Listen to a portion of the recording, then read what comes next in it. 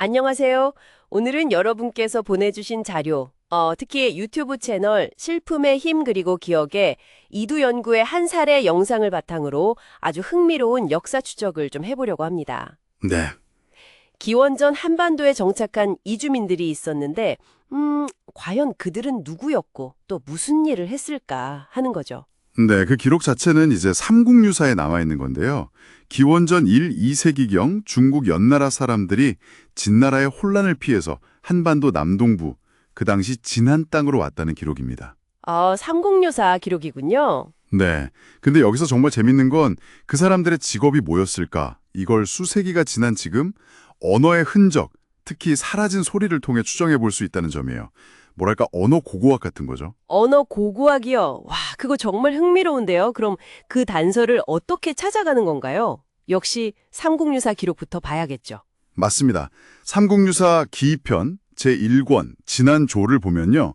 이 이주민들이 살던 곳 이름이 사탁, 점탁 뭐 이런 식으로 불렸다고 나와요. 사탁, 점탁. 네, 그 근처의 탁수라는 강 이름에서 따왔다고 하는데 여기서 핵심은 바로 탁이라는 글자 그리고 그 소리입니다. 탁, 그냥 지명에 들어가는 글자 같은데 이 소리에 어떤 비밀이 있다는 건가요? 여기서 이제 신라 시대의 그 대학자 최채원의 기록이 아주 중요해집니다. 최채원에 따르면 당시 신라 방언, 그러니까 사투리로는 이 탁 소리를 도라고 발음했다는 거예요. 탁을 도라고요? 지금은 완전히 사라진 발음이겠네요. 그렇죠. 지금은 없는 발음이죠. 근데 이게 어떻게 직업과 연결됐느냐. 네, 그게 궁금해요. 공교롭게도 신라 행정구역 이름 중에 사량부라는 곳이 있었어요. 여기서 량자, 이 글자의 당시 방언 발음 역시 도였다는 기록이 또 있습니다. 잠깐만요. 그럼 탁소리 방언이 도였고 량자 방언도 도였고 네, 그랬죠. 근데 이 량이라는 글자가 원래 뜻하는 게 다리 기둥이나 교각이란 거거든요. 아, 다리기둥 교각. 그런 걸 만드는 사람들이라면 혹시 석공, 돌 다루는 사람들이요? 바로 그 지점입니다. 네.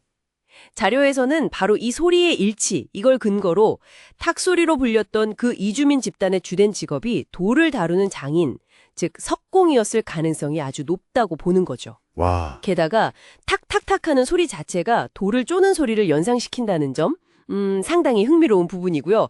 이게 이제 이 추론의 핵심 근거이자 합리성이라고 할 수 있겠습니다. 이야, 소리 하나로 직업까지 추정하다니 정말 대단한데요. 근데 한 가지 더 궁금한 게 최치원은 왜 이 사람들을 길 도자와 연결했을까요? 그냥 무리 도자도 있는데 중국 기록엔 그렇게도 쓰였다면서요? 그게 최치원이 직접 도라고 번역했다기보다는요.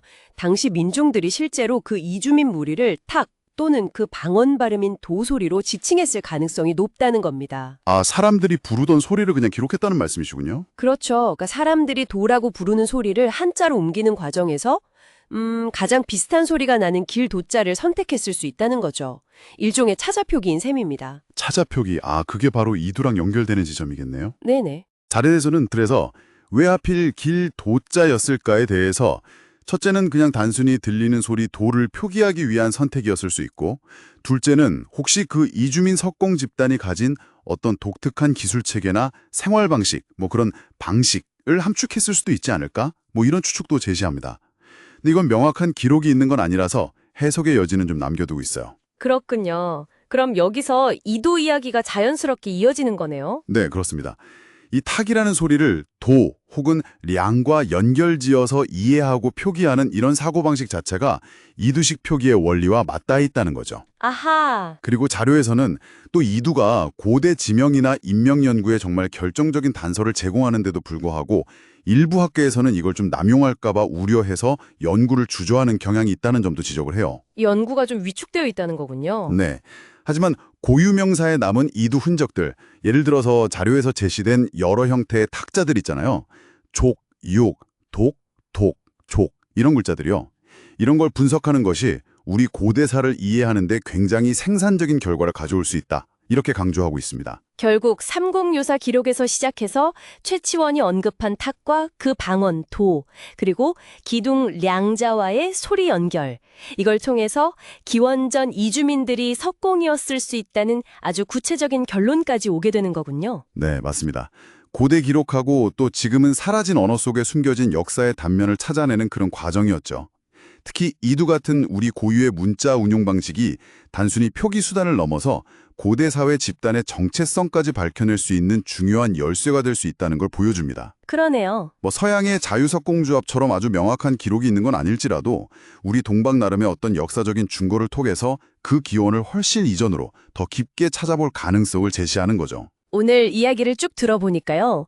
우리가 그냥 무심코 사용하는 오래된 지명이나 단어들 속에 어쩌면 아직 밝혀지지 않은 수많은 이야기들이 잠들어 있을지도 모르겠다는 생각이 확 드네요. 그렇죠. 그런 경우가 많죠. 다음에 또 어떤 숨겨진 역사를 파헤쳐 볼 수 있을지 벌써부터 기대됩니다.